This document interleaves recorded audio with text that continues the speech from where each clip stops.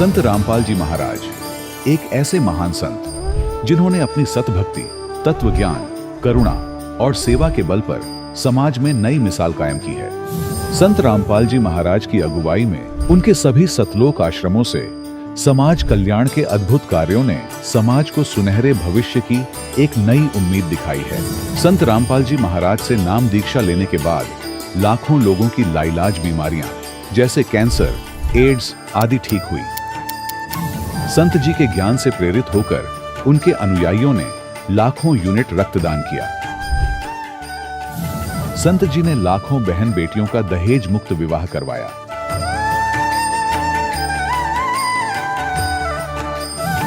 संत जी ने लाखों लोगों का नशा छुड़वाया, करोड़ों उजड़े परिवार बसे।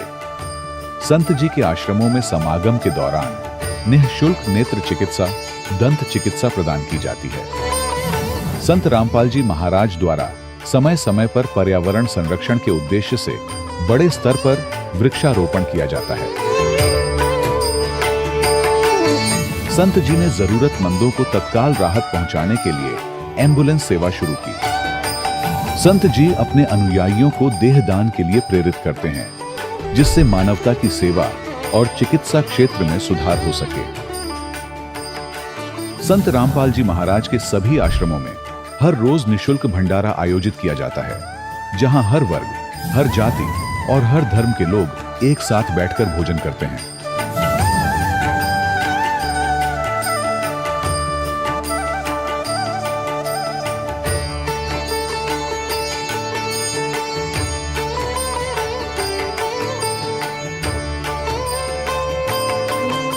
संत रामपाल जी महाराज की अन्नपूर्णा मुहिम ने गरीब और बेसहारा लोगों के जीवन में एक नई ऊर्जा और उम्मीद को जन्म दिया है। घर घर खाद्य सामग्री और जरूरी मदद पहुंचाकर संत रामपाल जी महाराज ने लोगों को दुख और मजबूरी से लड़ने की ताकत प्रदान की है।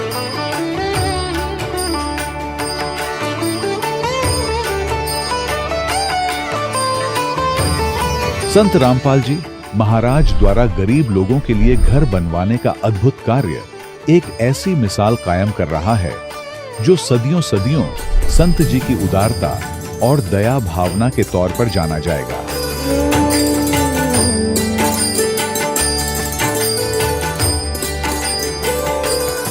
संत रामपाल जी महाराज के आश्रम में हजारों बुजुर्गों को सम्मान और प्यार के साथ जीवन जीने का अवसर मिलता है। उनके खाने, रहने और स्वास्थ्य की पूरी जिम्मेदारी संत रामपाल जी महाराज उठाते हैं। अनाथ बच्चों के लिए संत रामपाल जी महाराज के सभी आश्रम किसी वरदान से कम नहीं। यहाँ उन्हें शिक्षा, संस्कार और भविष्य के लिए बेहतर अवसर प्रदान किए जाते हैं। चाहे बाढ़ हो, भूकंप या महामारी, संत रामपाल जी महाराज और उनके अनुयायी हमेशा ही जरूरतमंदों के लिए सबसे आगे खड़े रहते हैं। कोविड महामारी के दौरान संत रामपाल जी महाराज के आश्रमों से करोड़ों लोगों के लिए भोजन, दवाइयां और जीवन रक्षक सामग्रियां उपलब्ध कराई गई। चाहे गरीब की मदद हो या किसी शोषित और पीड़ित वर्ग के हक और सम्मान की लड़ाई, संत रामपाल जी महाराज ने हमेशा ही उनकी दबी आवाज को सरकारों तक पहुंचाया है और उन्हें उचित न्याय दिलवाने में अहम भूमिका अदा की है। समाज में आध्यात्मिक और सामाजिक मूल्यों के प्रति जागरूकता लाने में संत रामपाल जी महाराज हर कदम पर मानवता के सच्चे सेवक साबित हुए हैं। संत रामपाल जी महाराज का जीवन हमें सिखाता है कि सच्ची सेवा वही है जो निस्वार्थ भाव से की जाए। आइए हम भी इस महान सेवा के कार्य में इस महान संत से जुड़ें और संत रामपाल जी महाराज से नाम दीक्षा लेकर अपने जीवन को धन्य बनाएं।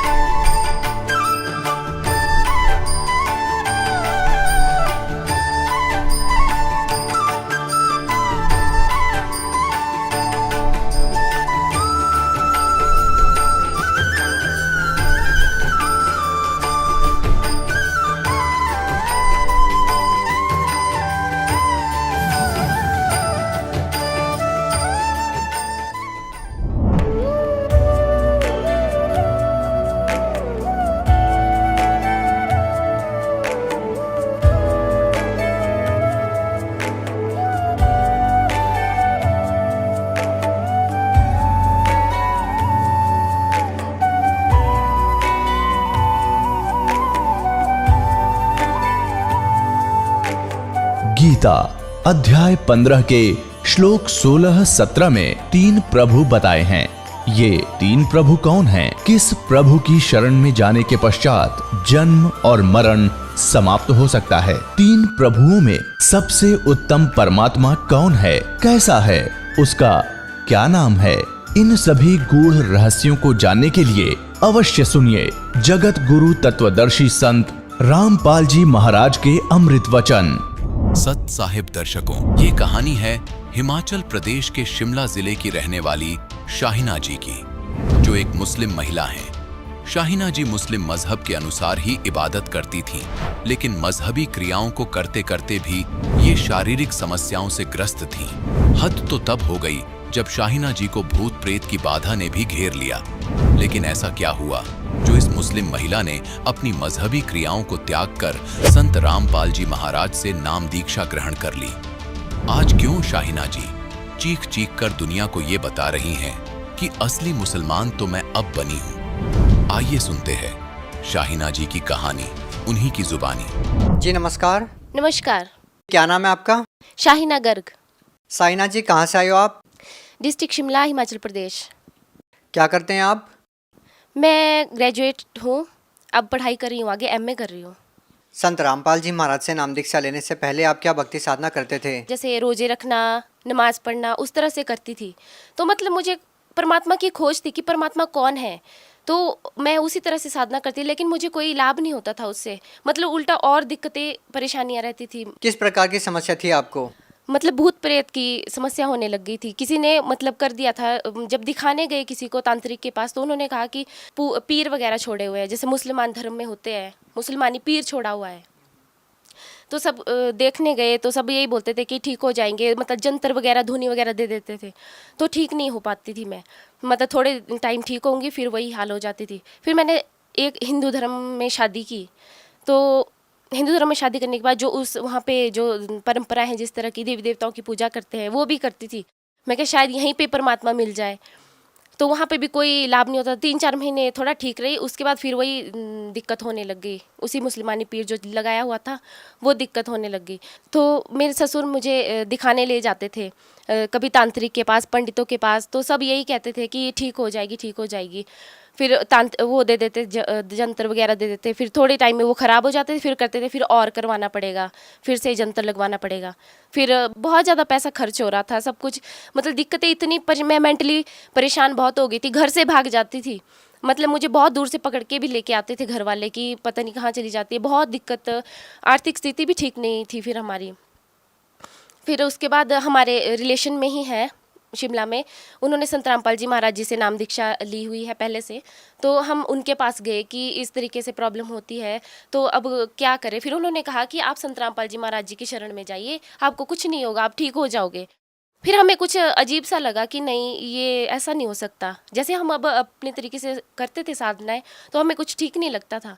फिर हम घर चले गए, उन्होंने हमें किताब दी, ज्ञान गंगा पुस्तक दी, तो हम उसे लेके घर चले गए। 3-4 महीने वो किताब वैसे ही रही, हमने पढ़ी भी नहीं। फिर मतलब वो भूत प्रेत इतना परेशान करने लग जाता था। तांत्रिक घर पे आए, उन्होंने कहा कि यहाँ पे कुछ है कि जो इस लड़की को परेशान कर रहा है, पीछे से ही है, मतलब मायके से ही, पीछे से ही है, किसी ने किया हुआ। तो हमने वो पुस्तक भी नहीं पढ़ी थी। मतलब जब बहुत ही ज़्यादा दिक्कत होने लगी, फिर मैंने अपने हस्बैंड को कहा कि कुछ तो इस किताब में होगा, कि हम देख तो ले एक बार। फिर हमने उसको पढ़ा। फिर पढ़ने के बाद फिर हम इतना नहीं, मतलब कि नहीं, ऐसा हो ही नहीं सकता, ऐसा कैसे हो सकता है। फिर हम अपने उन्हीं के रिलेशन में जो है उनके पास गए, जिन्होंने संत रामपाल जी महाराज जी से नाम दीक्षा ली है, उनके पास गए। फिर उन्होंने कहा, बेटा देवी देवता कुछ इससे आगे कर्म को नहीं काट सकते, वो उतना ही दे सकते हैं जितना हमारे कर्मों में लिखा है। फिर उन्होंने बोला कि कर्म में जो लिखा है वही होगा। फिर हमने कहा कि ठीक है। जब बहुत ही दिक्कत होने लगी, फिर हमने बोला कि एक बार जाके देखते आश्रम में। हमने जून 2014 में नाम दीक्षा ली गुरुजी से, संत रामपाल जी महाराज जी से। बहन जी, आपने बताया कि जब आपने संत रामपाल जी महाराज द्वारा लिखित पुस्तकें पढ़ी तो आपको बहुत अजीब लगा। ऐसा क्या लिखा था उस पुस्तक के अंदर? उसमें देवी देवताओं को, जैसे कि उनके अपने मूल मंत्र हैं, उनको ऐसे पूजा नहीं करना, जैसे धूप देते हैं हम या कहीं व्रत करते हैं, वो चीज़ उसमें सब कुछ मना थी। कि ऐसा कैसे हो सकता है, कि पंडित क्या हमें गलत बताते थे? तो फिर मैं क्या, एक बार देखते हैं जाके, जब हम पंडितों का मान सकते हैं तो संत रामपाल जी की महाराज जी के शरण में जाके एक बार देखते हैं। आपको संत रामपाल जी महाराज जी से नाम दीक्षा लेने के बाद क्या कुछ लाभ भी मिला? बहुत लाभ मिले। मैं मुझे तो बहुत ही लाभ मिले। मैं जब संत रामपाल जी महाराज जी की शरण में गई, वहाँ पे लाइन लगी होती है आशीर्वाद के लिए, आशीर्वाद देते हैं। तो उन्होंने जैसे आशीर्वाद दिया, सिर पे हाथ रखा, उन्होंने कहा ठीक, सब ठीक हो जाएगा। सिर्फ इतना ही कहा, सब ठीक हो जाएगा। जैसे ही संत रामपाल जी महाराज जी ने सिर पे हाथ रखा तो ऐसा लगा कि हमारे मन से पता नहीं कितना बड़ा बोझ उतर गया, पता नहीं कितना ही बोझ था हमारे सिर पे जो उतर गया। फिर मतलब सब कुछ ठीक हो गया हमारा। हम घर आए, हमने जोत जलाई, सब कुछ किया। फिर उसके बाद हमारा सब कुछ ठीक हो गया। मतलब कोई ऐसी दिक्कत वाली बात नहीं रही। मतलब जो मेरे को भूत प्रेत की बाधा थी वो भी चली गई। 3 सालों से हम दिखा रहे थे, कहीं भी ठीक नहीं हो रही थी वो भूत प्रेत की जो बाधा थी। पंडितों ने तो यहाँ तक ऐसा बोल दिया था कि इन दोनों की तो बनेगी नहीं, हस्बैंड वाइफ की बनेगी नहीं, इसको घर वापस भेज दो, ये जहाँ से ये आई है इसको वापस भेज दो। लेकिन हमने हार ही नहीं मानी। मेरे तलाक तक के पेपर रेडी हो गए थे। मेरे फादर ने तलाक के पेपर रेडी कर दिए थे कि 2 दिन बाद पेपर आ जाएंगे और आप तैयार रहना भी।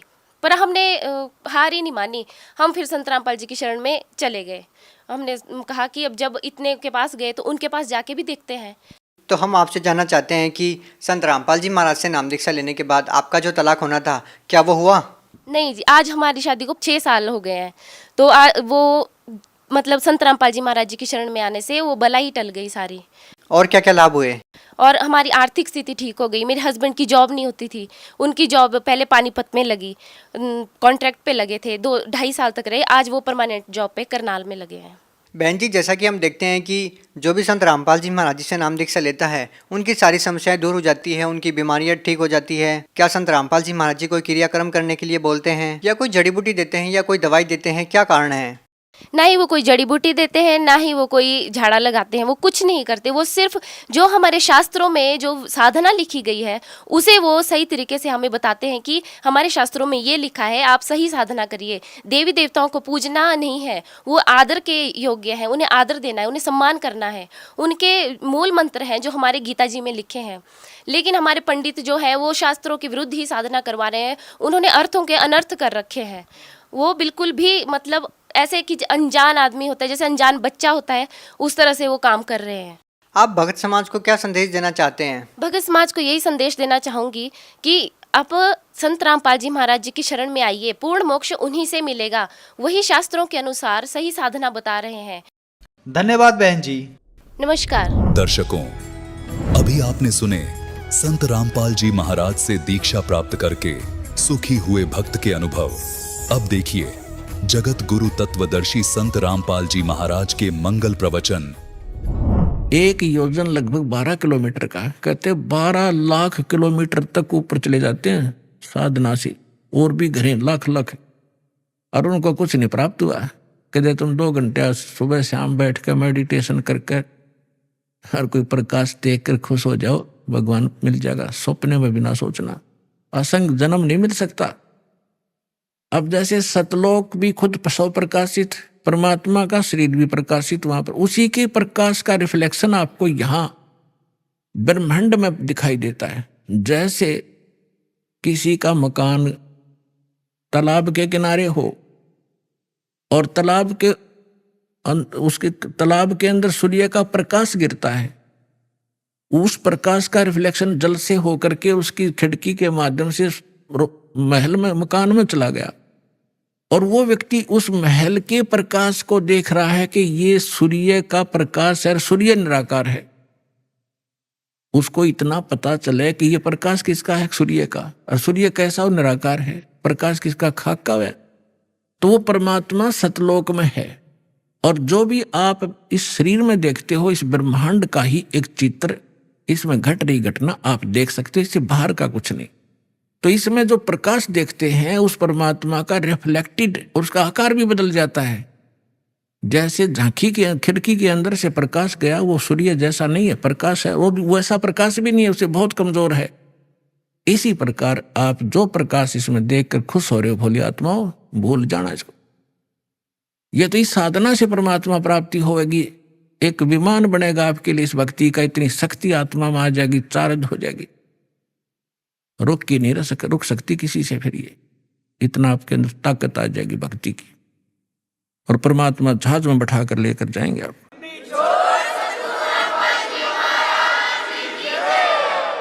अब जो भक्ति की शक्ति है वो आपको डगमग नहीं होने देगी, यहां नहीं रहने देगी, जहाज में टके रहोगे तुम। एक भगत बता रहा था कि मैंने एक बार स्वप्न देखा जैसे मैं दादू जी के जहाज में बैठकर जा रहा हूं, क्योंकि हम असंग जन्म से भटक रहे हैं, महापुरुषों के संग कभी ना कभी हमने किया ही है।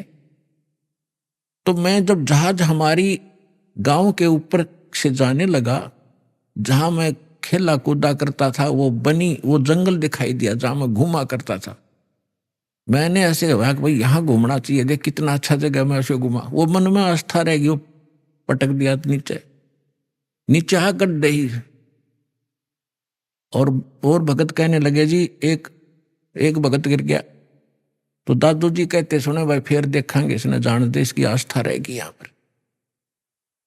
तो उस बात से भी ये प्रमाणित होता है कि ये भक्ति आपको उस जहाज में या शक्ति डाटी नहीं डटेगी, आपको टिका कर रखेगी, यहां से आस्था हटेगी और उसमें सहयोग मिलेगा भक्ति का। नहीं तो जीव के बस का नहीं, यहां से मुंह हटा ले या कोई और क्रिया कर ले। भगवान की जो भक्ति की शक्ति आपके मन को ऐसा सथिर करेगी, आत्मा को, या मन के साथ नहीं डगेगी, मन ही डिगा कर ले जाता है, या मन से भारी बन जाएगी, अब मन से हल्की बन गया, क्योंकि भक्तिहीन हो चुके हैं हम, अपने सारे पुण्य नाश कर चुके हैं। अब आपको नए सिरे से चार्ज किया जा रहा है, 5 यज्ञ कराई जा रही है, यहाँ पर जो प्रोसेस है भक्ति का कंप्लीट यहाँ से अब शुरू हो रहा है। और ये कभी चौथे युग में, कलयुग में आपको ये प्राप्त हुआ था, क्योंकि आप गए नहीं, वापस रह गए, 83 लाख योनि के दुख भी भोग लिए, फिर भी आस्था मन में रहेगी आपके। तो अब फिर चूक गए, फिर न जाने असंख्य जन्मों के बाद ये दाव लगेगा जो पिछली पीढ़ी का अब लगा है आपका मनुष्य जीवन, भक्ति में आस्था, और ये दास मिल गया सतगुरु रूप में, और भगवान की भक्ति सही मिल गया आपको। ये सारे नंबर असंख्यों जन्मों के बाद आपका दाव लग गया है, ये आम बात मत समझना। और ये ज्ञान कोई डूम बांट के बताए गीत नहीं है, ये समर्थ का दिया हुआ ज्ञान दास आपको आगे टेलीकास्ट कर रहा हूं, मेरा इसमें कोई रोल नहीं है, एक टेप रिकॉर्डर समझ लो। परमात्मा का ज्ञान एज इट इज महापुरुषों की वाणी रिकॉर्ड की आपको सुना रहा हूं, अपनी तरफ से कुछ नहीं मिला रहा हूं। जैसी बुद्धि दास को परमात्मा ने अपने कुत्ते को दी है, तुम्हारे लिए भौंक रहा हूं और सच्चाई से परिचित करा रहा हूं, और तुम्हारा कल्याण हो जाएगा।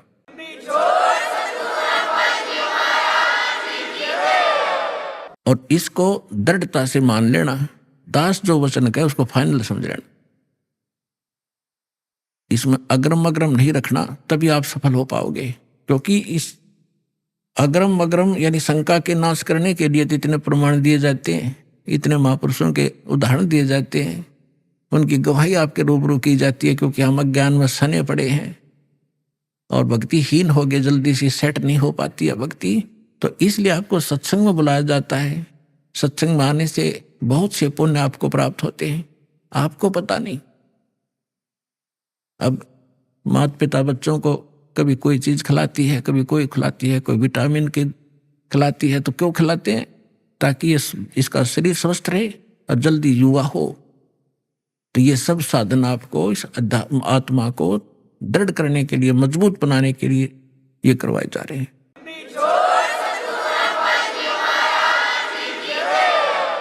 सतनाम के जाप से ये बाजे अनहद नाद, तोबा पुरुष कबीर की ये छूटे सभी उपाद।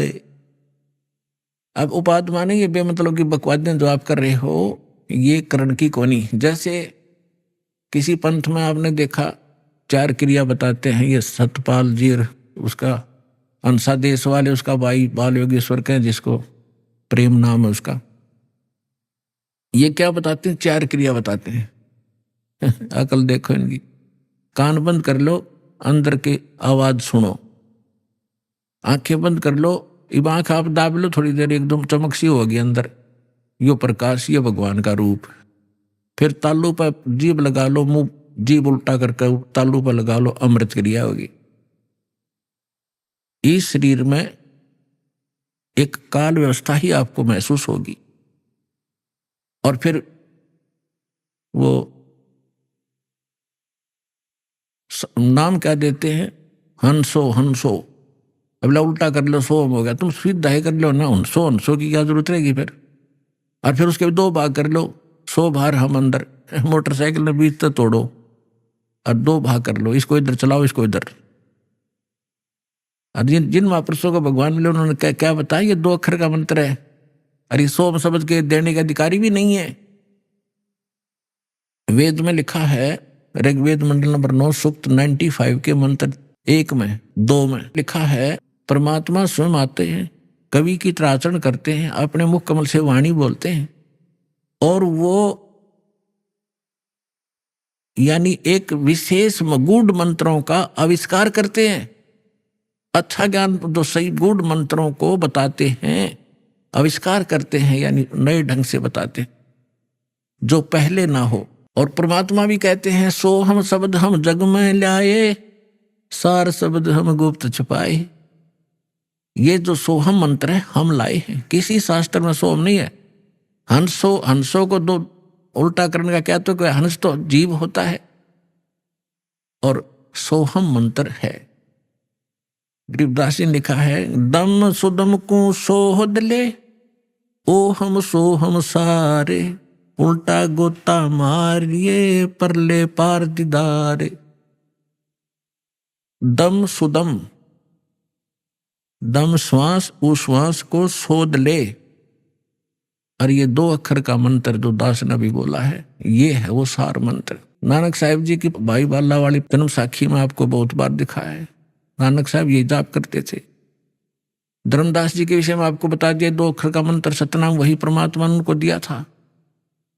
दादू साहिब जी को परमात्मा मिले, उनको यही नाम दिया था। नामदेव जी को परमात्मा मिले, उनको यही नाम दिया था। नामा छिपा ओम तारी, पीछे सो हम भेद बिचारी, सार शब्द पाया जद लोई, आवागमन बहुर ना हुई। अकेले सतनाम से भी पार नहीं होगा, 2 अक्षर के मंत्र से भी। ये सार नाम जरूरी है।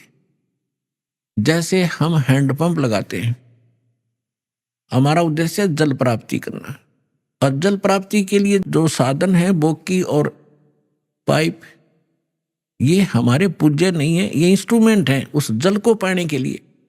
परमात्मा प्राप्ति के लिए ये मंत्र जो हैं, ये हमारे पूज्य नहीं है, ये हमारे इंस्ट्रूमेंट हैं। ये मंत्र उस परमात्मा को पाने के लिए, तो हम श्वास उश्वास से इनकी बोकी लावांगे। और बोकी का काम है पानी जहां जल है वहां तक पाइप पहुंचा दी, जल नहीं मिला, पहुंच गई अवश्य, लेकिन उसके बाद फिर हैंडपंप नारी मशीन लगानी पड़ती है और उसकी भी क्रिया करनी पड़ती है, तब वो जल निकलेगा। तो सतनाम तो समझ लो बोकी और पाइप है, और सारनाम वो हैंडपंप है मशीन ऊपर की, और फिर उसकी क्रिया करेंगे जब वो जो वस्तु निकलेगी वो है जो हमारा उपास्य है। तो इस मंत्र सतनाम आपको मिल गया, सारनाम मिला नहीं तो भी पार नहीं हो पाओगे। लेकिन बात बहुत लवा लागी, इस सतनाम लेकर भी आपकी मृत्यु होगी, डरना नहीं किसी वस्तु उस कारण से। और मृत्यु जब होगी आपका, क्योंकि आप दृढ़ नहीं हो पाते। प्रथम बार भगवान सुना, प्रथम बार ये ज्ञान सुना, प्रथम बार ये नाम सुना, हम तो उसमें रंग रहे हरे कृष्ण हरे राम राधे श्याम जय गणेश देव, हमने वो अच्छे लगते हैं। और इस मंत्र को प्राप्त होकर भी हमारी आत्मा दृढ़ नहीं होती, और जब तक आप हर तरह से दृढ़ नहीं होगे तो नाम खंडित बन जाता है, और उसमें काल का दाव लग सकता है जिसमें आपका नाम खंडित हो और आपकी मृत्यु का संयोग सद गया हो। अगर नाम सही है तो आपकी मृत्यु एक्सटेंड करेगा, आपका जीवन एक्सटेंड करेगा, मृत्यु नहीं होगी। फिर भी सतनाम प्राप्त प्राणी ने खूब जाप कर लिया, मृत्यु होगी तुरंत मनुष्य जीवन मिलेगा, और 2-3 वर्ष के बाद उसको यही नाम बचपन से शुरू होगा और सार नाम मिलेगा और पार हो जाएगा। असंग जन्म हो गया अपना भटकता ने अपने आत्मा। सौभाग्य उन प्राणियों का जो अपने केवल रोग के लिए ही यहाँ आते कटवाने के लिए।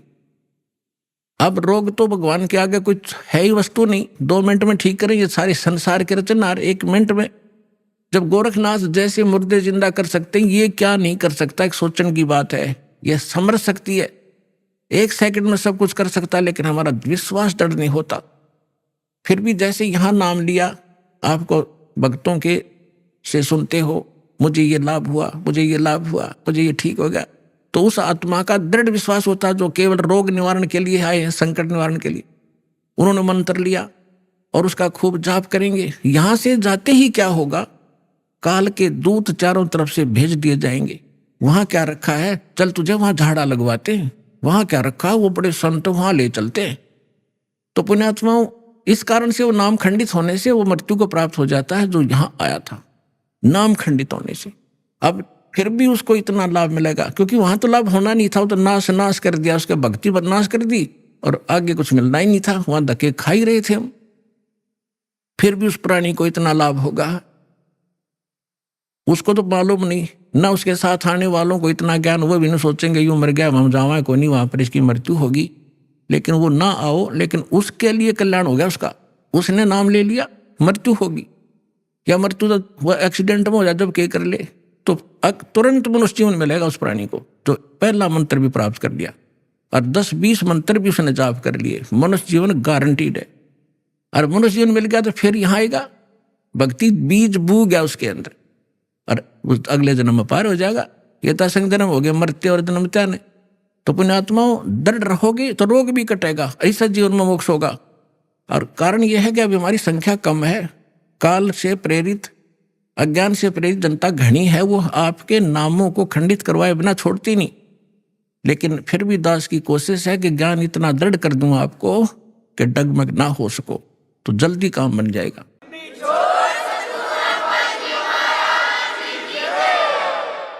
अब जैसे प्रसंग चला था, जैसे कान बंद करके और धुन सुनते हैं, धुन कि हमें धुन सुनती है। अब नाम तो तुम जाप क्या करते हो और धुन सुनने का दावा करते हो, हमने सतलोक वाली सुनगी।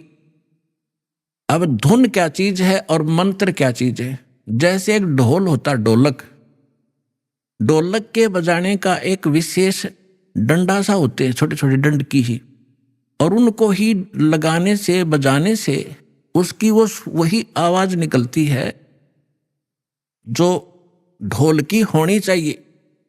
और उस ढोलक के उन विशेष डंडियों के बजाय अगर जूते निकाल के मारने लग जाओगे, उनकी भी आवाज आवेगी, लेकिन वो विशेष डंडी वाली नहीं आवेगी। वो सुर में सुर नहीं मिला सकती उस बाजे उन औरों के साथ, तो वो व्यर्थ है, उसको भगा दिया जाएगा। क्या बकवास कर रहा है तू, तेरा सुर में सुर नहीं मिल रहा। तो जो ये नाम जाप करते हैं काल के, धुन सुनते हैं इसमें, तो वो ढोल का जूत्या वाली आवाज सुन रही है, उनको वो आवाज भी ना सुने जो अस्पष्ट सुननी चाहिए। तो इस सत्य नाम के जाप से जो आपको यहाँ धुन सुनेगी, लेकिन इस धुन को सुनकर हम करेंगे क्या, हमने तो वहां जाना जहां से धुन आ रही है, ये धुन न चाटेंगे हम, कोई बात है। हम तो वहां जाएंगे जहां से धुन यहां आ रही है, वहां पहुंचेंगे, तब जाकर बात बनेगी। अब जैसे ये संसारिक लोग ढोल ढाल बजाते हैं, कब, जब विवाह होता है। अब हम गांव के बाहर बैठ कर ढोल सुने जाकर, ढोल सुने भाई, तो क्या वहां लड्डू जलेबी मिल जाएंगी? लड्डू जलेबी तो वहां मिलेगी जहां वो ढोल बज रहा है, वहां जाना पड़ेगा। तो इस प्रकार हमने सतलोक जाना पड़ेगा, वहां सब सुख प्राप्त होंगे। इस धुन से कोई लाभ नहीं, बजो सुनो ना सुनो।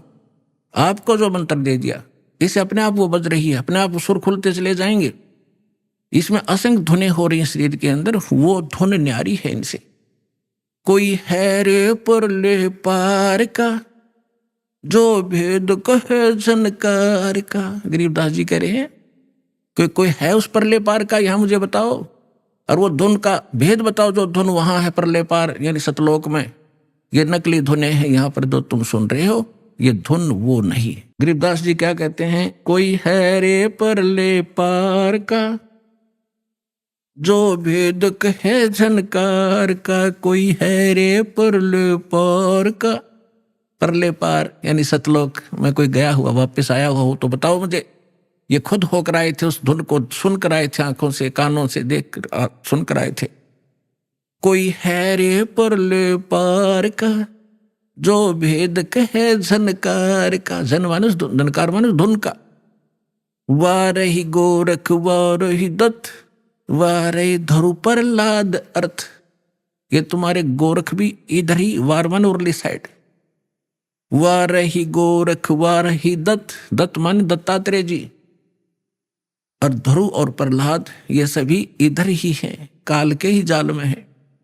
वारही गोरख वारही दत्त वारही ध्रुव प्रहलाद अर्थ, वारही सुखदेव वारही व्यास वारही पाराशर प्रकाश, वारही दुर्वासा दरवेश वारही नारद सारद शेष, वारही भर्तरी गोपी चंद वारही सनक सनंदन बंद, वारही ब्रह्मा वारही इंद्र वारही संस कला गोविंद, वारही शिव शंकर जो संभ वारही धर्मराय आरंभ, वारही धर्मराय धर धीर परम धाम पहुंचे हे कबीर, रग यजुषाम अथर वेद परम धाम नीलय हा भेद, अलल पंख अगाध भेव जैसे कुंजी सुरती से, वार पार थे हाना था गरीबदास निर्गुण निगाह।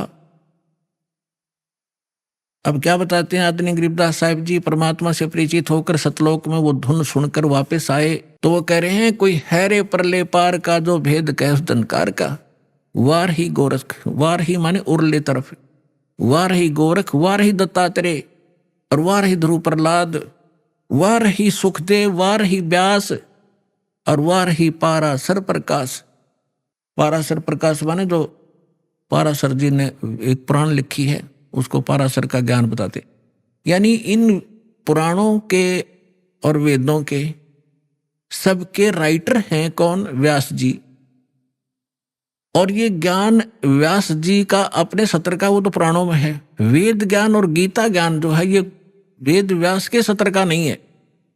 वेद व्यास जी के अंदर एक ऐसी एक गुण दृष्टि दे दी जाती है, दिव्य दृष्टि, जो भी हम वचन शब्द बोलते हैं ये कभी नाश नहीं होता, ये ब्रह्मांड में घूमता रहता है, पूरे के पूरे सेंटेंस घूमते रहते हैं। अब भाषाएं बदलती रहती हैं जिस कारण से वो आज ऋषि नहीं समझ पाते, तो परमात्मा एक ऐसा गुण देता है अपने ज्ञान को लिपिबद्ध कराने के लिए, तो वेद व्यास में दिया था और उन्होंने वेदों को जो भी जैसा था एज इट इज लिख दिया, उसमें अपना कुछ भी नहीं मिलाया। फिर उससे हट करके पुराण भी उन्होंने जिसने जैसा बोला था, गीता ज्ञान जो श्री कृष्ण के अंदर से काल जो बोल रहा था उसको व्यास जी नहीं पहचान सके। श्री कृष्ण में जो काल बोल रहा था, श्री कृष्ण के शरीर का प्रयोग करके जो वार्ता अर्जुन और उस श्री कृष्ण के मुख से बोल रहे उस ज्ञान की हुई थी, वह जो भी थी एज इट इज लिख दी उसने। जो संजय ने बोला, धृतराष्ट्र ने बोला, फलाने ने बोला, वो सारा कुछ लिख दिया। इसमें इसका अपना कोई रोल नहीं, और इसका रोल होता फिर ये इसमें देवी पुराण के अंदर नारद जी से पूछ रहा है कि सृष्टि किसने रची, कैसे रची। नारद जी बता रहे मैंने अपने पिता से सुनी नो, तो उनको ज्ञान होता है व्यास जी को, तो वो अपने ही तरफ से लिखता और अपना ही ज्ञान बताता। तो यहाँ कहने का भाव ये है कि ये चारों वेद जो हैं ये इनके अंदर परमात्मा परम धाम का पाने का ज्ञान नहीं है, उस परमात्मा की महिमा अवश्य लिखी है।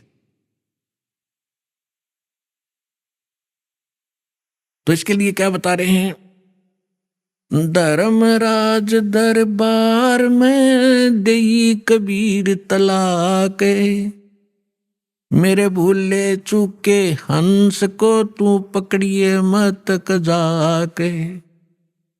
आदरणीय गरीबदास साहिब जी 10 वर्ष के बालक थे, अपने ही खेतों में अपने ही गऊओं को चरा रहे थे, उसके साथ और भी बहुत से उनके कुछ नौकर, क्योंकि गरीबदास जी के जो पिताजी थे बहुत बड़े किसान थे, लगभग 1300-1400 एकड़ जमीन थी। वो अपने ही खेतों में लगभग 100-150 गऊओं को चरा रहे थे, और भी गांव के कुछ निर्धन व्यक्ति अपने गऊओं को भी उन्हीं के खेतों में हरी चराया करते थे, वो वहां पाली गवाले थे। तो सतलोक से परमात्मा आए एक जिंदा महात्मा के रूप में, और वहां एक कुंवारी गाय का दूध निकाला, परमात्मा ने कुंवारी गाय का दूध पिया, गरीबदास जी को मंत्र दिया प्रथम और वो दूध पिलाया। उसके बाद गरीबदास जी को लेकर के उनकी आत्मा को ऊपर ब्रह्मांड सब दिखाकर, ब्रह्मा विष्णु महेश धर्मराज का सब दिखा करके सचखंड ले गए। पीछे से आदरणीय गरीबदास साहिब जी 10 वर्ष के बालक को मृत जानकर चिता पर रख दिया था। अंतिम संस्कार करने वाले थे, उसी समय परमात्मा ने आत्मा को ऊपर से पूर्ण रूप परिचित करा के, सारा ज्ञान दिखा के, अपनी समर्थता से परिचित करा के वापस छोड़ दिया। तब उस 10 वर्ष के बालक ने उठकर जो आंखों देखा परमात्मा की महिमा गाई, वो इस प्रकार है। गरीबदास साहिब जी बता रहे हैं कि जब मुझे परमात्मा यहाँ से लेकर गए, यहाँ के धर्मराज जो चीफ जस्टिस ऑफ वन ब्रह्मांड, एक ब्रह्मांड का जो चीफ जस्टिस है, जिसके सामने किसी की पार हिम्मत नहीं जाने की, उसके दरबार में जाकर के परमात्मा जब पहुंचे, अपने आत्माओं आप जी तो अभी बालक हो जाते मार्ग के, आपने तो अटपट सुन रखी है नकली संतों की, और अब आपको ज्ञान सुन पता चलेगा। जैसे आप जी को एक अमेरिका की भविष्यवक्ता, अमेरिका की फ्लोरेंस की भविष्यवाणी सुनाई थी पिछले सत्संग में, और उसने क्या बताया है कि उस संत के ऊपर नक्षत्र से एक प्रकाश आ रहा लगातार, उसकी किरणें उसके मस्तिष्क पर निरंतर बरस रही है। तो यह शक्ति सतलोक से सतपुरुष की, कबीर भगवान की दास के पास आ रही है, और उसी से दास आपको कनेक्शन दे रहा है, ये रियल पावर मिल रही है आपको। फिर वो क्या बताती है कि उसका चेहरा जब मैं देखती हूं, जैसे उसके चारों तरफ सूर्य उदय हो रहे हों। इस शरीर के अंदर एक और बॉडी है। जिन भी महापुरुषों को लेकर गए, उनके यहाँ की बॉडी यहीं छोड़ गए, अंदर ऐसा ही शरीर है। वो ओरिजिनल यानी तो भक्ति से संग्रहित, भक्ति से चार्जड है वो। तो जैसे सर्प कांचली छोड़ देता है, अपने ऊपर की कैंचली त्याग जाता है, वह सर्प जैसी होती है, लेकिन वो सर्प न्यारा है। ऐसे ही शरीर के अंदर ओरिजिनल जो बॉडी है वो अलग है, और उसका प्रकाश फिर उस सूक्ष्म शरीर से बाहर झलकता है। इसके बारे में गरीबदास जी कहते हैं, देही को सतगुरु कहें, ये सब धुंधर ज्ञाने, 4 दाग आता नहीं, वाको सतगुरु जाने। इस शरीर की, इस बॉडी को सतगुरु जो मान रहे हैं, वो तो अभी बालक हैं।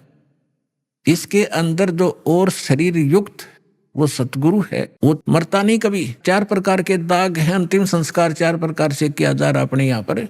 एक तो दफना देते हैं, मिट्टी में गाड़ देते हैं ईसाई और मुसलमान भाई, और हिंदू और सिख संस्कार कर देते हैं। कुछ ऐसे हैं जो जल प्रवाह कर देते हैं उसको, मच्छी कीड़े मकोड़े खाकर उसके शरीर को दबा देंगे।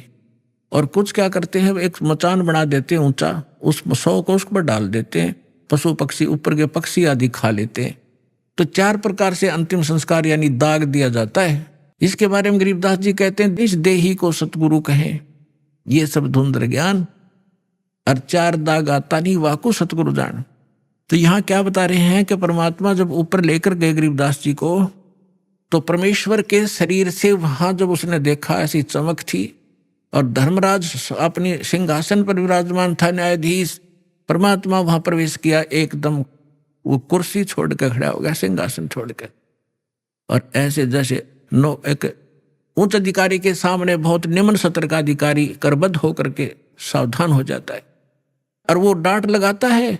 उच्च अधिकारी छोटे अधिकारी को अपना आदेश देता है अपनी लैंग्वेज में, और वो सब स्वीकार्य करता है, जो एक शिष्टाचार होता है। तो क्या कहते हैं, धर्मराज दरबार में देई कबीर तलाक, मेरे भूले चूके हंस को तू पकड़िए मत कजाक। है जिस धर्मराज के सामने ब्रह्मा विष्णु महेश की हिम्मत नहीं जाके को अपशब्द बोल दे, ये तो आप यही देख लो, अपने चीफ जस्टिस के सामने प्रधानमंत्री की हिम्मत नहीं उसको जाके कुछ वहां, और उस प्रधानमंत्री के सामने भी सिंहासन नहीं छोड़ेगा चीफ जस्टिस। हाँ, राष्ट्रपति जब जाएगा उसने सिंहासन छोड़ना पड़ेगा राष्ट्रपति के लिए। हमारे राष्ट्रपति इतने सर्वमान्य होते। इसी प्रकार जब धर्मराज ने देखा कि राष्ट्रपति आगे यानी पूरी विश्व के मालिक एकदम कुर्सी छोड़कर खड़े हो गए, परमात्मा क्या कहने लगे, धर्मराज दरबार में दी कबीर तला के, मेरे भूले चूके हंस को तू पकड़िए मत कजा के। कि मेरा हंस और गलती से नाम भी त्याग दिया हो, गलती से ना जान रहा हो, जानबूझ कर बकवाद करे, उसका तो माफी है नहीं। और किसी कारण से भी आपको ने नाम ले रखा है और आपका ना जान रहा, फिर छोड़ छाड़ गए कुछ दिन, तो जब आपकी मृत्यु होगी तो परमात्मा कहते हैं आपको वहां ले जाया जाएगा धर्मराज के पास। तो क्या कहते हैं, आपने जो 2-4 साल भक्ति कर ली, 2-4 वर्ष संत दास के यथार्थ नाम की, तो इन सभी मंत्रों का जो जाप आप कर रहे हो शरीर के अंदर, ब्रह्मा जी, विष्णु जी, शिव जी, गणेश जी, दुर्गा जी का, इनकी बहुत सी भक्ति संग्रहित हो जाती है, क्योंकि ये बहुत गजब का मंत्र है। इसके आधार से फिर आपको विष्णु जी के लोक में कुछ दिन जाना पड़ेगा, वहां पर पुण्य खत्म करोगे, फिर वहां से पुण्य खत्म होते ही आपको ब्रह्मा जी के लोक में भेज देंगे, वहां देवता बन करोगे, फिर विष्णु जी के लोक में, फिर शिव जी के लोक में, अपनी सारी पूंजी नाश करके और फिर नरक लोक में। अभी आपने सुने संत रामपाल जी महाराज के मंगल प्रवचन। आइए अब सुनते हैं संत रामपाल जी महाराज से नाम दीक्षा लेकर सतभक्ति करके अद्भुत लाभ प्राप्त करने वाले अनुयायी के विचार। दर्शकों, महान संत महात्माओं ने इस संसार को दुखों का घर भी कहा है, क्योंकि यहाँ हर मानव किसी न किसी परेशानी के कारण दुखी है, जिनसे निजात पाने के लिए वो विभिन्न स्थलों पर जाते हैं, डॉक्टर्स से लेकर संतों तक। परंतु फिर भी अगर उन्हें दुखों से राहत न मिल पाए तो उनका जीवन कठिन हो जाता है। ऐसा ही दुखद जीवन था समस्तीपुर बिहार के रहने वाले नागेश्वर जी का। इन्होंने अपनी जिंदगी के 12 साल जय गुरुदेव पंथ में बिताए, जहां इन्हें कोई राहत नहीं मिली। इनकी पुत्री को भयंकर रोग था, जिसके इलाज के लिए डॉक्टर्स ने भी हाथ खड़े कर दिए थे। रोग से राहत पाने के लिए नागेश्वर जी विभिन्न स्थानों पर गए, परंतु कोई राहत नहीं मिली। एक दिन इन्हें प्राप्त हुई दुखों को हरने वाली अद्भुत ज्ञान से भरपूर पुस्तक भक्ति सौदागर को संदेश, जिसके लेखक तत्वदर्शी संत रामपाल जी महाराज जी हैं। आप भी हैरान हो जाएंगे कि संत रामपाल जी महाराज जी से नाम उपदेश लेने के उपरांत आज ये बेहद सुखी हैं। इनके परिवार में सभी को समस्याओं से मुक्ति मिली है। सुनिए नागेश्वर जी की आप बीती कि कैसे उस परवरदिगार परमात्मा ने नागेश्वर जी का कांटों से भरा दुखी जीवन सुखमय कर दिया। सर नमस्कार। नमस्कार सर। सर क्या शुभ नाम है आपका? मेरा नाम नागेश्वर सिंह है। सर कहाँ से आए आप? मैं समस्तीपुर बिहार से आया हूँ। सर संत रामपाल जी महाराज से कब जुड़े आप? सर संत रामपाल जी महाराज से 2011 अक्टूबर को हम उनसे नाम दीक्षा लिए। सर संत रामपाल जी महाराज से नाम दीक्षा लेने से पहले आप क्या भक्ति साधना करते थे? सर संत रामपाल जी महाराज से नाम दीक्षा लेने से पहले मैं बाबा जय गुरुदेव जी महाराज के शरण में 12 साल रहे, और 12 साल रहने के बाद मुझ पर इतना बड़ा कठिनाई आया कि जिस कठिनाई के कारण मुझे संत रामपाल जी महाराज के शरण में जाना हुआ कि मेरी बेटी थी लगभग 14 वर्ष की। उस बेटी को बहुत बड़ा बीमारी हो गया। बीमारी क्या हुआ कि उसको पेट में दर्द और पेट में जलन, ये रोग उसको हुआ। इसको इलाज समस्तीपुर डॉक्टर से कराए, कई डॉक्टर से। वहाँ कराने के बाद कोई आफत नहीं हुआ। डॉक्टर कहा इसको ऑपरेशन होगा, उसको ऑपरेशन कराए। ऑपरेशन के कुछ दिन के बाद फिर दर्द। कहा अब भाई क्या हुआ? कहा कि इसका से टाँका टूट गया है। कहा तब अब क्या था? फिर दोबारा ऑपरेशन। तो उसको पूसा फार्म में करवाए। पूसा फार्म में ऑपरेशन कराने के बाद कुछ दिन बाद फिर दर्द। हम कहे अब भाई क्या हुआ? डॉक्टर लोग समस्तीपुर पूसा यूनिवर्सिटी के देख सुन के कहा कि भाई मेरे बस की बात नहीं है, आप कहीं अलग दिखला सकते हैं।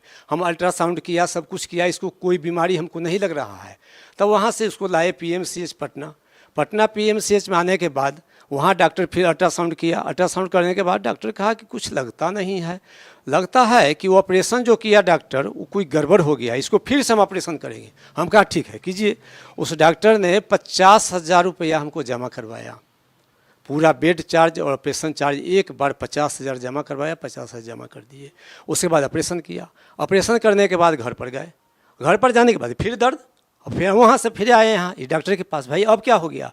डॉक्टर देख सुन कर कहा कि भाई इसको तो अच्छा, इसको 6 दिन का हम दवा लिखते हैं, 6 दिन इसको सुइया दिला करके आप ले आइए, फिर देखेंगे। 2 सुइया वहाँ जाकर दिलाए, 2 दिन में और ज़्यादा तूफान हो गया, दर्द और जलन रात दिन उस पर, ऐसा कि ठंडा पानी उसको रखते थे, कपड़ा भिजा भिजा करके, 1 मिनट सूता नहीं था, 1 कौरौन नहीं खाता था, यहाँ तक भरा हुआ है। कहता कि 1 कौरौन खाने के बाद ओए ओए करता था। किसी तरह से उसको ग्लूकोज चार दे करके जीवित करके उसको रखे। उसके बाद क्या हुआ कि डॉक्टर कहा कि बलूजे अब भाई इसको हम क्या बतावें, अब इसको कहीं बाहर और दिख लाइए। हम कहा अब कोई बीमारी आप नहीं बताए, अब कहाँ इसको दिखाना। तब हम तांत्रिक फातरे के गए, 3 साल इसको ओझाई बैदाई ऐसे करते करते समय काटते काटते बहुत समय मरने के कदर पर अब आ गया, अब कोई उपाय नहीं। तब लोगों ने कहा कि आप जिस पंथ में हैं, जय गुरुदेव पंथ में, आप वहाँ तो दिखलावे नहीं किए, पूरे विश्व के इस धरती में वो संत हैं जो उनका विश्व लेवल पर नाम है, वैसे संत इस धरती में कोई है ही नहीं है, परम संत हैं। हम कहा ठीक है, तो बात तो सही है, वहाँ हम नहीं दिखलाए। और बेटी के लेकर के हम गए वहाँ बाबा जय गुरुदेव के यहाँ मथुरा। वहाँ जाने के बाद उनका कुछ ऐसा नियम था कि उनके अंदर कमरा में जा कर के जो लोग दर्शन में जाता था तो उसको माथा पर हाथ देते थे, उसको 500 रुपया लगता था। तो हम वहाँ पर 8 दिन रुके, 3 दिन उन्होंने माथा पर हाथ दिया और 500 रुपया लिया, लेकिन इसका बीमारी कमेगा क्या और बढ़ गया। बढ़ने के बाद हम सोचे अब क्या होगा भाई, अब तो कोई उपाय हमको नहीं लग रहा है कि अब ये अक्टूबर का महीना है, थोड़ा ठंड भी लग रहा है और मेरे पास कपड़ा लत्ता जो है सही है। अब इस बीमारी को लेकर अब हम कैसे घर वापस होंगे, अब तो बड़ा मुश्किल है हमका। तो फिर हम यहाँ से फ़ोन किए, मेरे दामाद समस्तीपुर कोर्ट के वकील हैं, उनको फ़ोन किए। तो फ़ोन करने के बाद एक किताब भक्ति के सौदागर उन्हें 10 रुपया में 2007 में लिए थे। लेने के बाद वो किताब को पढ़ते थे और पढ़ करके हमको बताते थे, एक बार बाबूजी हरियाणा संत रामपाल जी महाराज के पास जाइए ना, वो लगता है इस किताब से जो इस धरती में अभी के संत वही हैं, है ना, आप एक बार वहाँ जाके देखिए। हम कहा ना ना ना, कोई संत नहीं, बाबा जय गुरुदेव परम संत हैं, इनसे बड़ा कोई संत नहीं है ना, हम किसी संत को नहीं मानते हैं।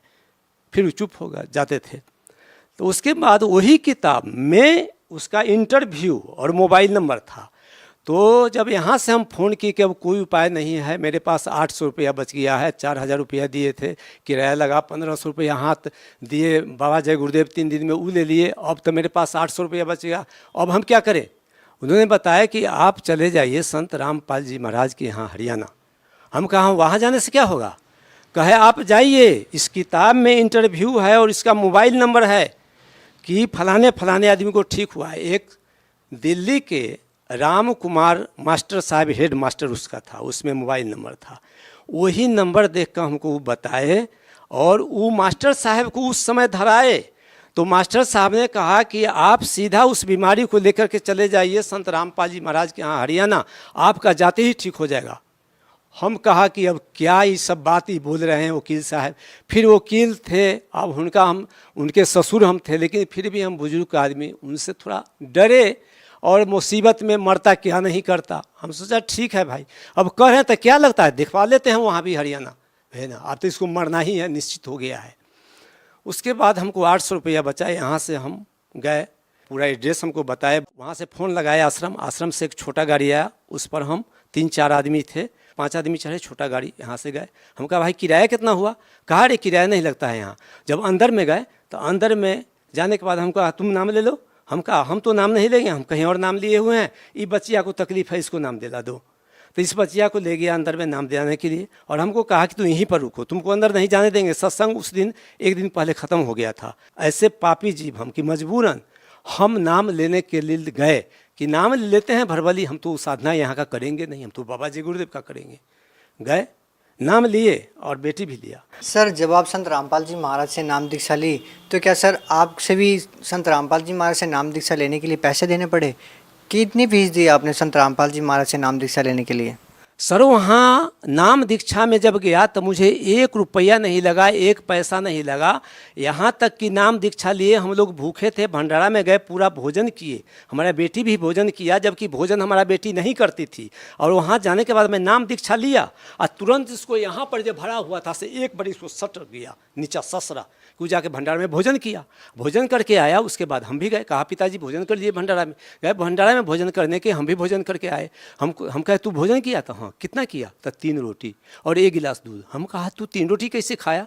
तुम तो 1 कौर खाता था अंदर, तू ओए करता था, तुम कैसे खाया? कहा पिताजी नाम जैसे लिए वैसे 1 मरतबे हमको इस सरक गया नीचा, जो दर्द होता था वो रुक गया, तो हम भोजन कर लिए है ना। हम कहा बड़ा अजूबा बात है भाई। कहा ठीक है। हम रात भर रुके, रात भर मेरी बच्चिया को पूछते रहे कि क्या तबीयत है? तो ना ठीक है बाबूजी सुतने दीजिए, ठीक है ठीक है। उसको दर्द बिल्कुल ही नॉर्मल आराम हो गया। कल होकर के सतगुरुदेव का ऐलान हुआ 11 बजे में कि सतगुरुदेव आ रहे हैं, जिसको दर्शन में जाना है जाएं। हम भी गया और लेडी के तरफ हमारा बेटी भी था, वो भी गया अपना लाइन में। जब सतगुरुदेव आए तो उसको यहाँ पर ऐसे घेग जगता लटका हुआ था गर्दन में, और इसी में दर्द होता था, इससे इसको खिया नहीं होता था। सतगुरुदेव को सतगुरुदेव एक प्रार्थना है, मैं तो घेग हमको है, ये देखिए फूला हुआ है, इसी में दर्द जो होता है हमको खिया नहीं होता है। सतगुरु के क्या कहाँ ऐसा हाथ दिए, हाथ देना और जितना देर में बिछावन पर आना ये पच जाना। और हमारा बेटी 2 दिन के अंदर बिल्कुल कंप्लीट हो गया। हम कहा बेटी चलो अब घर, कहा कि हम नहीं जाएंगे, हम यहाँ रहेंगे। अगले सत्संग में जीजा जी को और दीदी को रिजर्वेशन करा के भेज दीजिएगा, मेरा भी। यहाँ हम अब नहीं जाएंगे, हमको यहाँ बीमारी ठीक हो गया और हो जाएगा, हम 15 दिन रहेंगे। सर जैसा कि अभी आपने बताया कि जब आप जय गुरुदेव पंथ में थे, जब आप जय गुरुदेव से मिलने के लिए गए तो वहाँ पर आपने जय गुरुदेव से मिलने के लिए 500 रुपये दिए। तो सर जब आप सतलोक आश्रम में संत रामपाल जी महाराज से मिलने के लिए गए, उनके दर्शन करने के लिए गए, तो सर वहाँ पर आपने कितने पैसे दिए? 1 रुपया नहीं लिया। अब सुनिए ना, उसके बाद हमको ठंड लगता था तो रजाई लाए, एक गद्दा लाए। हम सेवादार को पूछा कि भाई इस रजाई गद्दा का कितना होता है किराया, इसलिए कि मथुरा में हम लोग 50-50 रुपये रजाई गद्दा को प्रतिदिन देते थे भाड़ा। तो हम पूछा सेवादार से भाई इसका कितना किराया हुआ?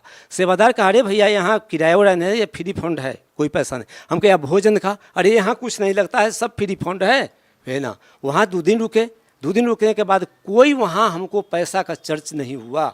सर संत रामपाल जी महाराज के दर्शन करने के लिए, उनसे आशीर्वाद लेने के लिए आपने कितने पैसे दिए? सर 1 रुपया नहीं लगा। बोल तो रहे हैं सर कि फ्री फंड, 1 रुपया नहीं, ना नाम में लगा, ना भोजन में, ना उस रजाई गद्दा का लगा, 1 रुपया नहीं लगा, सब फ्री फंड है ना। और वहाँ हम देखे कि एक बार में 5-5 हज़ार आदमी सब खा रहा है ना। और कोई किसी को पैसा देने का कोई ज़रूरत ही नहीं, कहीं कोई पैसा लेना नहीं था, कहीं पैसा नहीं देखे कि लग रहा है। सर हम बात करें हिंदुस्तान के प्रसिद्ध धर्मगुरुओं के बारे में, सर बहुत सारे संतों और पंथों में देखा जाता है कि जो जितने ज़्यादा पैसे देता है उसके हिसाब से कैटेगरी बनी हुई है कि जो जितने पैसे देगा वो आगे बैठेगा, इसके हिसाब से कैटेगरियाँ बनी हुई होती है। तो सर क्या इस तरह का कोई प्रोसेस सतलोक आश्रम में आपने देखा, या जातिवाद या कोई अमीर गरीबी की कोई रेखा आपको देखने को मिली? जी नहीं, वहाँ सब एक समान, चाहे अमीर हो गरीब हो, वो संत रामपाल जी महाराज के सतलोक आश्रम में एक समान, किसी को ऊंच नहीं, सबको एक समान बिछावन, एक समान भोजन, एक समान व्यवहार, सबको एक समान। जैसे कि हमको जय गुरुदेव में था कैटेगरी कि जो बड़े लोग थे वो आगे थे है ना, बाबा जय गुरुदेव के आश्रम के निकट में। जो उससे छोटे लोग थे तो उससे थोड़ा पीछे, और जो हम लोग थे तो हम लोग बाहर खेत में टेंट लगाते थे, समझे ना, उसका किराया देते थे। वहाँ पर इस तरह का व्यवहार था कि बाबा जी गुरुदेव के यहाँ हम लोगों को पानी, बिजली, भोजन, सारा चीज़ को पैसा लगता था, टेंट उंट सबको पैसा वहाँ देना पड़ता था। लेकिन सतलोक आश्रम में मुझे 1 पैसा का कहीं कोई डिमांड ही नहीं हुआ है ना। हम वहाँ 2 दिन रुके, और 2 दिन रुकने के बाद बेटी को मोबाइल दे दिए, हम घर चले आए। हम 15वां दिन तक पूछते रहे क्या है बेटी का, हम ठीक हो गए, ठीक हो गए। हम वहाँ से नाम दीक्षा लेकर के आए। हम उसका पूजा नहीं करते थे, ये पापी जी जो बाबा जी गुरुदेव ने दिया था मंत्र, उसी को फिर करना शुरू किया। जब बेटी वहाँ से आई और जब बेटी को देखे सारा बीमारी कंप्लीट हो गया, तब हमको खटका, ओहो, वही बाबा जय गुरुदेव ने बताया था कि पूर्ण परमात्मा का जन्म हो चुका है, वो परमात्मा कहीं है ना। हम इंतज़ार करते थे कि उन्होंने 2000 ईस्वी में मन से बताया कि पूर्ण परमात्मा का जन्म हो चुका है, 2006 में बताया, 2007 में भी बताया कि वो पूर्ण परमात्मा का जन्म हो चुका है। हम सोचते थे वो पूर्ण परमात्मा के सामने लाएंगे इस अपने मंच पर, लेकिन नहीं। तब याद पड़ा कि वही पूर्ण परमात्मा है, जिन्होंने क्षण भर में बीमारी को ठीक किया। और उसको ठीक करते हुए मुझे एक बीमारी और था, जो हमको डिसेंट्री का बीमारी था। उस डिसेंट्री के बीमारी में सीपी ठाकुर पटना, उसने कहा कि तुमको एक खुराक रात के रात प्रतिदिन दवा खाना है, ये बीमारी ठीक नहीं होगा तुमको, और नहीं तो बम्बई जाकर तुम आंत बदलवा लो, यही तुम्हारा उपाय है, दूसरा कोई उपाय नहीं। सीपी ठाकुर का लिखा हुआ दवाई मैं प्रतिदिन एक खुराक खाता था, बिना दवाई खाए हुए। मुझे अगर नहीं खाए तो सवेरे में इतना डिसेंट्री हो जाएगा कि हम बेहोश हो जाते थे। संत रामपाल जी महाराज के जब शरण में हम गए, हम कहा जब बेटी को हमको ठीक हुआ तो हमको बीमारी क्यों नहीं ठीक होगा। सर, संत रामपाल जी महाराज से नाम दीक्षा लेने के बाद आपको और क्या लाभ मिले? सर, मुझे बहुत ही लाभ मिला, ऐसा ऐसा जुबा लाभ कि हम सोच नहीं पाते थे कि ऐसे भी इस दुनिया में लाभ है और परमात्मा है, है ना, ऐसा ऐसा लाभ हुआ।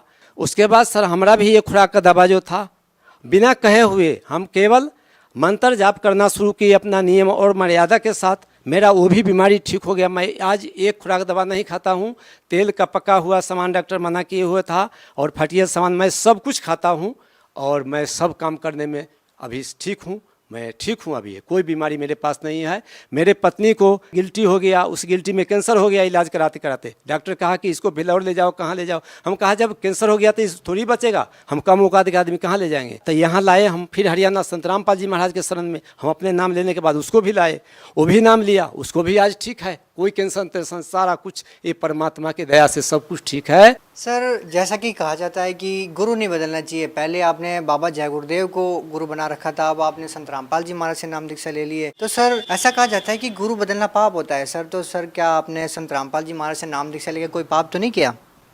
जब तक गुरु मिले नहीं साचा, तब तक गुरु करो 10 पाँचा। दत्तात्रेय महात्मा 23 गुरु किए थे तो कबीर परमेश्वर मिले थे, है ना। इसलिए गुरु करना पाप नहीं है। जो गुरु सच्चा ज्ञान नहीं देता है और शास्त्र का ज्ञान नहीं देता है, वो गुरु नहीं है, वो ठग है। आज तक जिस भी पंथ में जाइए, जिस भी संत में जाइए, पहले पैसा लेगा, लेकिन एक यही संत रामपाल जी महाराज हैं जो एक पैसा नहीं डिमांड किसी से करते हैं और भयंकर भयंकर बीमारी ठीक हो जाता है। इसलिए गुरु बदलना चाहिए, सतगुरु को खोज करना चाहिए। बिना सतगुरु को खोज किए मोक्ष प्राप्त नहीं होगा। मनुष्य जीवन मिला है मोक्ष प्राप्त के लिए। तो सर क्या लोगों को संत रामपाल जी महाराज से इसलिए नाम दीक्षा लेनी चाहिए कि उनको कोई कैंसर जैसी भयानक बीमारी है या आर्थिक परेशानी है या मानसिक परेशानी है, वो ठीक हो जाएगी संत रामपाल जी महाराज से नाम दीक्षा लेने से? किस लिए, आखिर संत रामपाल जी महाराज से नाम दीक्षा क्यों ले?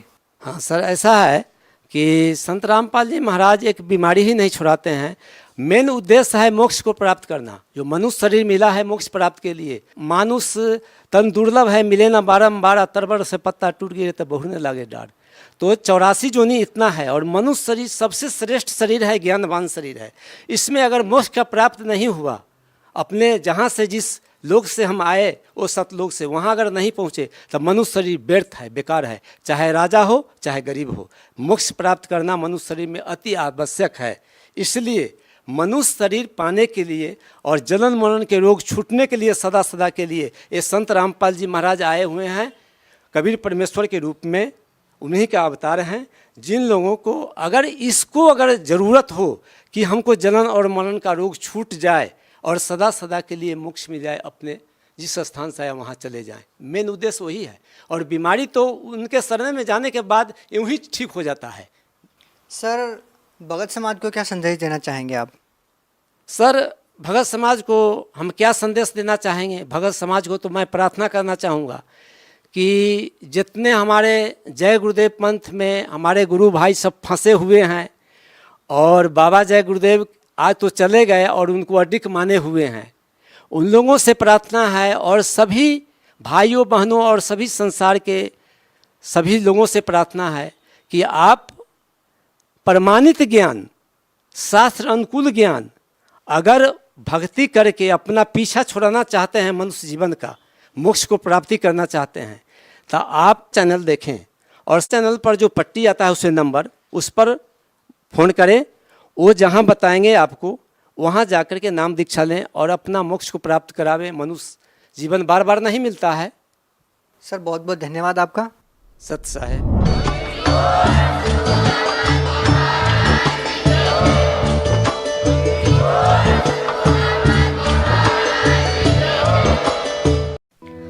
आप सुन रहे थे जगत गुरु तत्वदर्शी संत रामपाल जी महाराज के मंगल प्रवचन। अधिक जानकारी के लिए संपर्क करें।